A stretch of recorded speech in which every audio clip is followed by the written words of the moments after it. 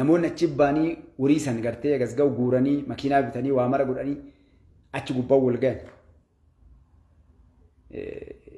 Ambi hadhallee bar ni dadhaban malee gurbaan hadha badhaasan kun faannoodha.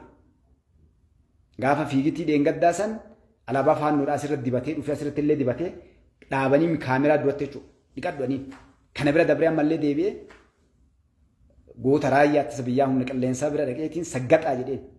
Bar saggaxee yoo makaabanii luuti isaanii ta'u bar saggaxee jechuun bar maal jechuun beektaa? Saggaxee gadhee ta'e gadhee jedheen badduu dhaabbatee gadhee ta'a jedheeni bara.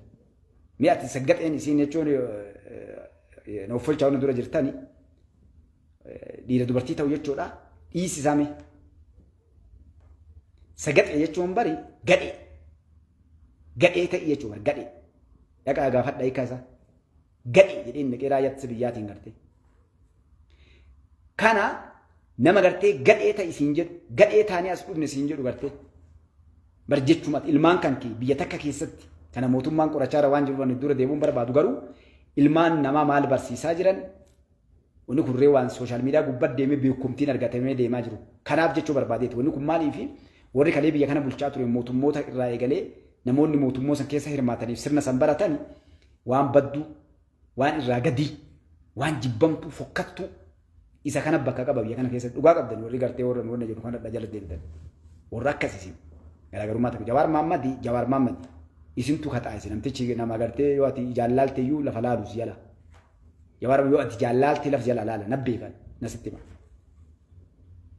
garuu waan isin waccan kana laalee inni bara mallee inni waa dalaguuf inni Jawaar Mahammad kana deemu inni waa qocata fayyaala siddu jira kaadhallee gartee Jawaartu dhufaaf eegu inni buusii qabaadhallee fayyaalisa biyya Arabaa kana saamaa jira. Waa tattaafatee hadhallee bara amma maaliif jira beektanii kana kana hundi isin yoo danda'an naftanyoota wajjin dhaabu deemaa jiran mariirra jiran nalagaa Itoophiyaa maqaa 3-4 baasan jedhanii wal dhabanii waa'ee maqaa Itoophiyaa jedhu kanaan paartii wayii dhaabanii TPLF naftanyoota isaa warra gartee maqaa Oromootiin Oromoo waa sadii walitti dhufu deeman akka ofittamu yoo mootummaan kun nuunjifatee tanas camnee salphannee galle maqaa Itoophiyaatiin ka uummanni guutuun ka biyyaa fudhatuun waa ijaarree dhufnanii deemaa jiru. Quba qabdanii kana hin qabu gariin keenya nama. Naftanyoonni boccee lafa keettee jirti. Maqaa sadii lafa kaa'ame kamirratti akka kaayan. Gaafa kana aktiivistii ta'ee dhufuu deema Jawaarisanii ammallee. Miidiyaallee banuu deemaa jiran. Miidiyaa irrattis marii deemaa jira takka. Waa'ee dhaabaa irratti wal dhabbii guddaa irra fidan. Asiyaasa furqiidhaa waan hedduu bocee itti kenna. Yoo danda'ame filmaata asitti wanni kun akka gabba'uuf miidiyaa deebisanii dhaabuu keessaa miidiyaan shaffisatti deebi'ee akka inni dhaabbatu. Miidiyaa dhaabbate ammoo maqaa Jawaarii akka inni dhaabbatu maqaa Oromoo akka itti bahu. Jawaariin akka ol balaaleffatan gaafas eenyu TPLF fi naftanyoonni illee Jawaariin waan silaa jiru barreessanii itti kennu maqaa kanaan ammallee deebisee Oromoo wal nyaachisu kanarra dalagaaran miidiyaan akka inni quba qabutti haga tokko oofanii waan irra wal dhaban ciiti jalaa bahe. Namoonni silaa bakka san kaayanii namoonni bakka gartee silaa kaayan kunniin komii walitti mufii jechuudha. Namoonni martuu waan bakka mul'atan ofiin fedhaa irraa deemaa jira. Kanaaf caddistee deemtee afaan bantee nama jala gartee haadhaaf abbaa kan kee garteen ajjeesin nama haa jiraatu uummanni gaanii gaaganumatti. Kanaaf akka isin hin jedha isin jaaladha isin kabaja na folchallee.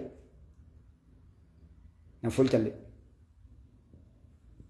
Wanni akkana dubbannuuf filadhu keessaa fudhati. Oromoo ilma namaati nagaa barbaanne. Ni gala. Namni waa harkaa qabaatee ijaaramee yoo dhufe paartii ta'ee yoo dhufe Itoophiyaa keessa mormitoonni Oromoo illee hedduu jira. Baqqalaa Garbaa faati nagaan ta'aa jirti. Maraaraa Guddinaa faati. Warri Jawaar barumsaanillee qabsoo keessatti isaa tolchanii balleessanii dalaganillee diimaa nagaa oofaa warroonni gartee silaa osoo dubbate waa jedhan irraa toltu. Qabsaa'onni kadeessaa beekaa wallaalaan kadiinaa firaa usee taa'ee ilaalaa jira namkan akka hin dandeenye arganii warri muuxannoo qabu warri kalee bara Awurooppaa Ameerikaa keessa deemee Oromoo tana qotee nu awwaalaa ture adda yeroo jagnaa walii dhufe hin dandeenyu yeroo beekan ni cadhisan silaa kun Jawaar kana salphatan muuxannoo qabdi manguddoon hubannoota qabdi waggaa dheeraa gartee mukan hidhaa warri ture warri Awurooppaa Awustiraaliyaa Kanaadaa keessa deemee mallaqa Oromootiin bashannanaa ture adda Jawaariin Barsilaanillee akkasuma goyoonni saaxilee maali sooshaal miidiyaadha osoo social miidiyaan kun jiraachuu baatee akkana gaffinnee takka takkatti diida gabbannee lafa kaahuu baannee gartee inni illee akkasumatti dhufeeti silaadha gartee nutti taphata jechuudha. Maaliif fayyaalessi gartee akkuma loon eegee jalaa loon sa'a jalaa dhufeeni intarneetii harkaan qabate kuni katakkaawwa takka hin beekne bara amma warra nu arrabsoo jala taa'ee kana waati fidde bara mi'as fidde yoo ati fidde waan biraa fi bara mee seenaan Oromoodhaa maali yoo ati ittiin siin deebisu fagoo Oromoo seenaa Oromoo kitaaba meeqa katabamee laftaa waan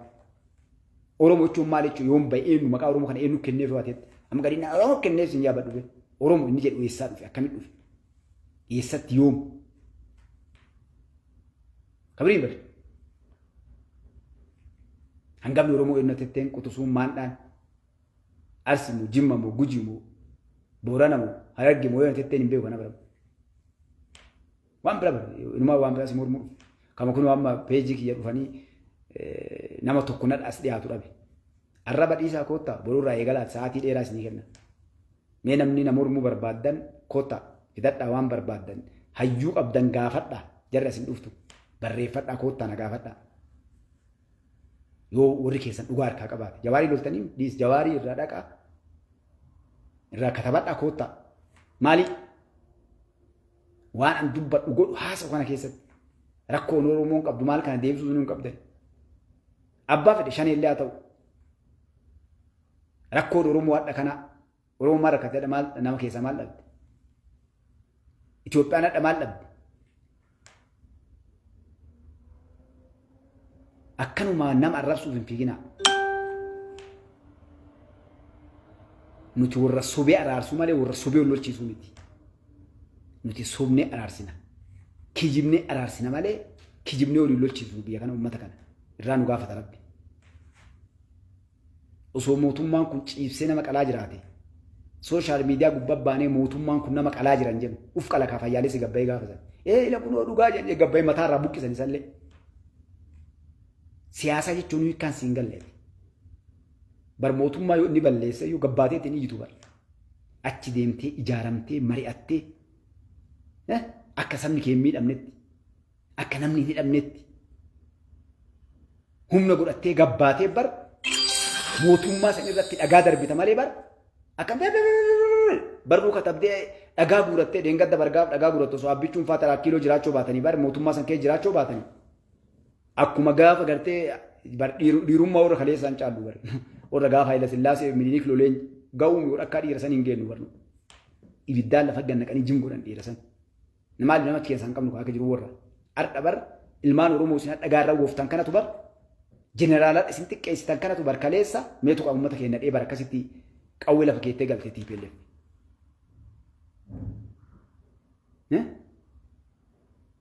beektani kanan beektani Jawaarachi taa'eeti inuma maal jedha beektanii min tafisan gubbaa kaleesse TPLF yoo linaasuufne galaa jenneen akkasii galchine daayiloo golii doonaa duriin dirdirii goone jedha gartee kan maqalee maadha deemte jennaan bar TPLF hin deemaa jenneeniiti ufiin lolaa yeroo kamte deemaa jennee waliin dirdirii gooneeti walii gallee galaa jenneeni jedha Ameerikaa galchee si galchee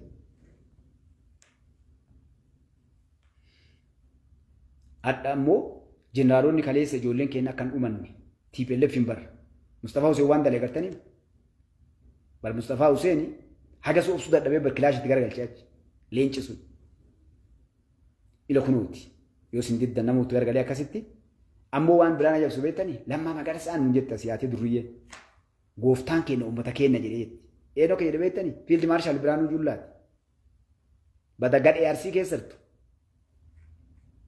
namni uummanni keenya gooftaa keenya jedhe fiildi maarshaal Biraanuu Juullaati Lammaa Magarsaa eegasii jedhe Siniyagal nudur. Taphaaf fiildi maarshaalummaan kenneef yaabbichuun fiildi maarshaal Biraanuu Juullaati. Dhiira akka jagnaa bakka dhaabbatee gartee kalee hunda gahe. Namni kasina dhaabbichuutti duultan gaafa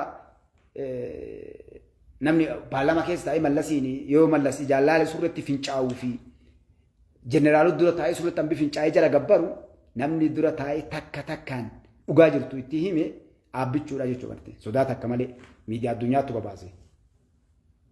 Kun Jawaaruu gaafa miidiyaa isaa gubbaa jiru abdii fiixeetu waan san gabbaasee lafa gannaqe.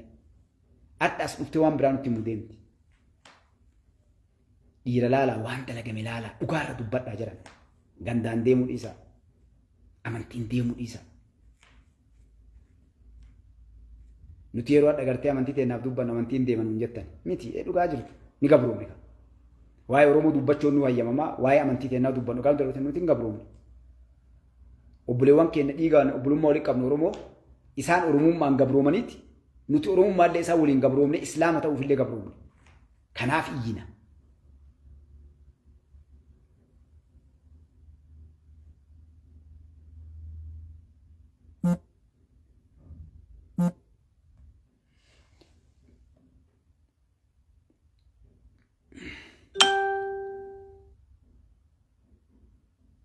إنه الشيخ عبدي تك تبسي كنا ولسنتنا تمتا شيخ عبدي شيخ عبدي تك تبسي كنا ولسنتنا تمتا كجيب دو تاو كان جلا نان كجيب دو مصطفى جامان أنجل نجام سندن ده تجاهي تشوفي أبار سال سيدا بارو كانجي مي جالك أبا بروفايل كيتين كو تك لما تسي كنا كو تولبي دبّد مي شيخ عبدي مكان شيخا باتن لا jecha keessa kanam sin saaxile sinimu geetaachoo addaa dhagartee abbichoo hin jiru kana maqaa amantiitiin kitaaba rakaayachoodhaan warroota nu ijaarre tokko maali kun islaamummaa irratti duulchisuufi sheekabdi mee dhiifama naa godhaa sheekabdi takka katabii sheekabdi takka katab kootu namoota kennuun barbaadna dhabba waan deemuuf sii kennaa sheekabdi kootu mee ol bayi dubbadhu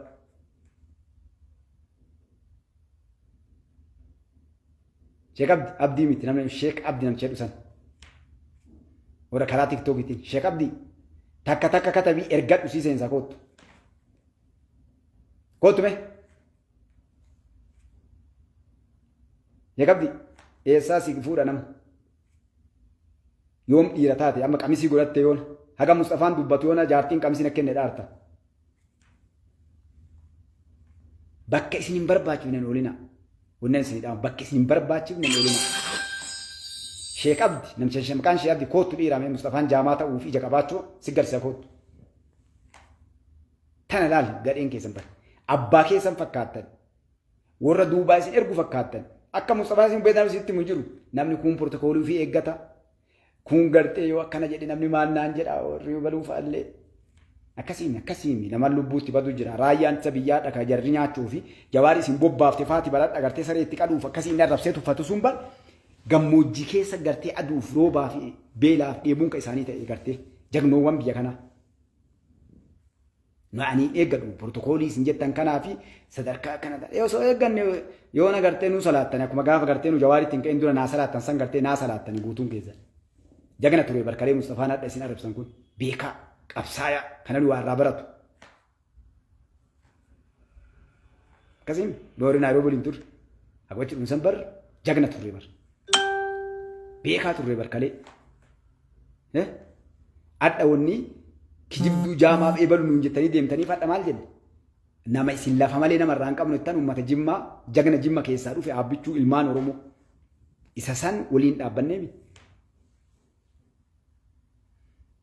gadhee miti Mustafaan takkaa rabbi gadhee waliin nan dhaabne takkaa rabbiin gartee saba kiyya waliin malee diina saba kiyya waliin rabbi nan dhaabne takkaa kijibduu waliin hin deemne na beekani waan bada malee baddu malee saree janni kanidha maali maqaa ilmaan sikkoo mandollee nyaadhu maqaa Oromollee nyaadhu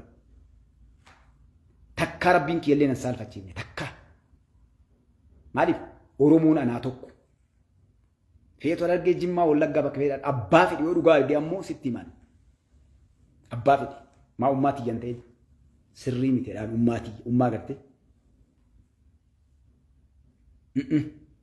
haqaami sun dantaaf nama jalan deemu beekumtii argachuuf hin deemu rabbi malee nama sodaatu kanaaf sheekeen Mustafaa kijibduu Mustafaa jaamaa itteemi si beekasee godhi daalacha tokko akkana dadhaban tokko jira ka mataa qorii godhee sooshaal miidiyaa kana gubbaa gaafa gurbaas liicansan nakkaasan san gartee as gubbaa waa barreessu maal waa lafa jalleettaa guyyamta akkana bolii nu fida dachi jalleettani barooree gartee honnettan rabbi hedduun dhiira hedduu waliin nu fide isiniimi qoshaashaa lafa jala yaatu tanaa miti bututtuu nama dhiira jedhan waliin nu dhufee rabbiin gartee rabbii isinin salphisini akkasitti nama hedduu gartee mataa gaqqabate laala waa isinii dhaama ammallee dhiifama naa godha warri hadha kan akka jibdan kun gaafa dhiiraa waliin dhuftan dubartii yartuu hin ta'ina. Dubartii illee dhiira caaltu jira bare. Jale dhiira gadi arge nama gartee dhufa akka dhiiraa nuun jifattee dhiifama gartee kalee akka solgoone warra jedhu jira. Qoblaatee bara ijoolleen ni jirti wallaahi. Gadheen as gubbaa maqaa jijjiirattee deemtu tuni gartee profaayillee gubbaan kaanne yaatu tuni qabaan guuttuu gadhiisan lafa guuttee warra jedhan san dhiisaa nu wata akka nu hin dandeettani. Nu warra gartee sooshaal miidiyaa qofaan as gubbaa iyyuu miti. Isinii bututtuu ganda keessa yaatee waa qocattu tanniin warri ibidda harkaa qabu naadha kokkee ol qabannee biyya keessa waliin deemaa jirra. Warra yeroo harkaa qabu. Waan waggaa 7 dabre nun goonu illee gootan arraballee ta'e waan hundayyuu. Abbichi uumaan goone kaapoo peejii isaanii jalatti akka namni komantiin barreessine gootan. Oromoo wallaahi Oromoo ta'e dhiifama illee naa godha. Jecha kitaabolee dubbisan arge keessa waan jambeete. Oromoo bara wallaahi waan saba kee irraan saalfadhu seenaa keessatti saalfadhu seenaa hayyoota dabre irraa namoonni iddoo adda ni beekan saalfadhi maali beektani Oromoon nama isii jagna isii jabaa isii jalan deemtu waan jiru katabame kitaaba irratti jabaa jalan deemtu Oromoo wallaahi kana hojiin arge qara na dhibaa turte akka malee akka itti rakkachaa ture maa Oromoo keessa namni ima jira Oromoon miiliyoona tokko yoo taate badhaa namni 100,000 jalan deemu jechaa ture yallan tanaa maali ofiyyatti hayyoota jedhe jagnoon ijoollee jallaa hayyuu warri gaara ture ni beeka warri gaara deemuun ture warri nama akka jaarraa abbaa gadaa namni jeneraal waaqoo guutuuf agartan rabbiin hiree akka keenya agarsiisa inni ulfide wanni ofirraa eeddan dhagaa diinaa miti jedhan tokko ganda itti dhalatte keessatti ganda dhalatte ofirraa eegiyyan Oromoolee mammaattee daayoo jechuun saba ganda keessa dhalatte jechuudha daayoodhaaf dayyoo jechuun dhukkuba si deddeebi'u dahoo jechuun bakka irraa dhalatte jechuudha.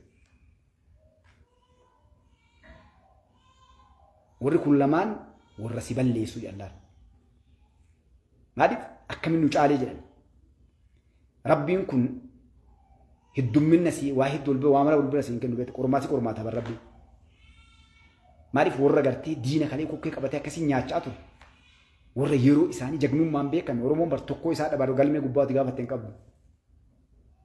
Jimmaa kana keessa ijoolleen hedduu gabbaasuu jirti jagnoota namni tokko maqaan Oromoon gara ba'e. Mi'aatti fagoon naqin mee wanna adawaa kan dhaqa. Adawaa kana baram seenaaleen namoota ba'ee bar nama gabaabaa tuulamni horii naannoo kana jiru nama ofii beeku gabbaasii malee bari mul'anne Oromoon gara biraatti yaada. Yaadaa warra musliimaa kuutuu keessaa baasan. Warruma ga'ees adawaa irratti jechuudha. Farda meeqaaf jagna meeqatu achitti daaraa ta'e uummanni musliimaa. Sheekuleen biyya kana irratti.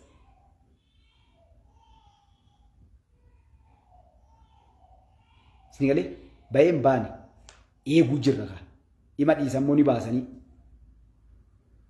Takka Oromoon kutaa 11 kun jagna qabdi. Hayyuu qabdi, beekaa qabdi. Yoo inni Oromoo ta'ee uf danda'ee hayyuuf jagna ta'e nam tokkollee maqaa isaan dhawu. Maqaa isaa dhawuun maal ta'u qabeettani? Yookaan nafxanyaan ergachoo yookaan TPLF ergachoo qabdi jechuudha. Akkam Jawaar kan iskoolarshipii gariitti namni ergachoo biyya keessa waan fedhe dalagatti. Oromoo ta'uuf ta'e achi bayii qabsaa'e nam tokko maqaa isin dhawu. Adda warri mootummaa kana keessa dhukalee adda bilisummaa Oromootiif dhaabbilee Oromoo keessatti sareen isa nyaatti maqaadhaan hin dha'e. Namoota adda bakka furaa mootummaa kan hojii waan guddaa dalagaa jiran warri waajjira keessatti dippiloomaasii waa hedduu dalagaa jiru hundaan maqaan dhaan. Mi'aati guyyaa takka deemi faannoo kana seenas deebi. Yookaan shaabiyaa wajjin TPLF wajjin doonee as deebi. Bes jagni si caalu hin jiru. Beekaan si caalu hin jiru. Waa'ee Oromoo kana dhiisii ebaluufaa gaarii jedhe. Akka Jawaar kana Oromoo maal godhan beeytani? Halluu dibanii halluun tokko mana akka qabatu maal diban beeyta? Halluu adii dibanii. Halluu adii dibanii halluu kaawwan dhawaataan akka bifti sun bootti warroonni profeeshinaala waan kana irratti ta'an warri gartee muuxannoo sana qaba maal godhani? Qalaan biraa duubaan dibani. Oromoo kana qabatanii dhufanii yeroo cufaa nafxanyoota alaa kiiloo fidaa turan. Kanaaf Haile Sillaasee illeen Oromoo hin jedhani Dargii illeen Mangistuu Hayilemaariyaam. Yoo jarri gaafas Oromoo jette akkuma Abii godhan kana godhan. Yoo nama dubbii ilaalu eega sinaa galte. Liji Iyyaasuun gaafa inni dhufee gartee akkuma Mustafaa kana haqa kaa Islaama amantiin tun nama dhiibtu ani Islaama inni jedhe namni isa nyaate abbaan malaa faati Oromoodha jechuudha. Mucaan osoo xiqqoollee waan dalagin akkuma abbichuu kana barseenaa ajaa'iba dalaguu eegale poolisa namni Finfinnee keessa 11,000 ijaaree Liji Iyyaasu. Kun Haraggee keessa fidanii achi keessatti gaafa baqatu jaarsi tortoraa warraa sun gartee mataarraa buqqisee biraa dhiite gurbaa. Namni waa'ee Liji Iyyaasu dubbatu hin jiru amsi qofla yoo dubbatte. Liji Iyyaasuun kana dalagee namni kaasu hin jiru maaliif? Islaama.